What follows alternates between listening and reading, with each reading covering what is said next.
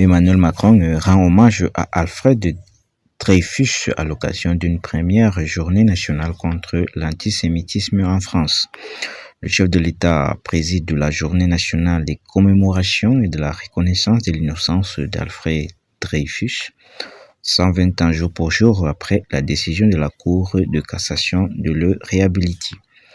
Emmanuel Macron doit rendre l'hommage ce dimanche 12 juillet 2026 à Alfred Dreyfus, officier juif condamné à tort au terme d'un procès retentissant à la fin du XIXe siècle, ainsi qu'à tous ceux qui luttèrent pour sa réhabilitation et poursuivent aujourd'hui le combat contre l'antisémitisme.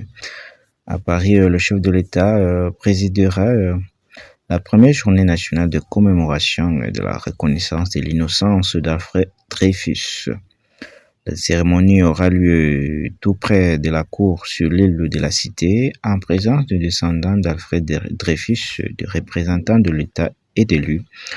Le maire de Paris, Emmanuel Grégoire, prendra aussi la parole, de même que le petit-fils du capitaine Charles Dreyfus, 99 ans, une des dernières personnes encore vivantes à l'avoir connu, accusé de haute trahison en faveur de l'Allemagne, alors ennemi juré de la France, sur la base de fausses preuves.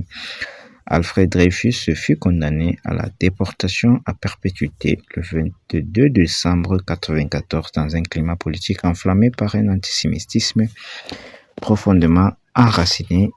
Entre son arrestation en octobre 1994 et sa réhabilitation officielle le 12 juillet 1906, il va connaître 2 procès et le bagne dans la redoutable île du Diable en Guyane.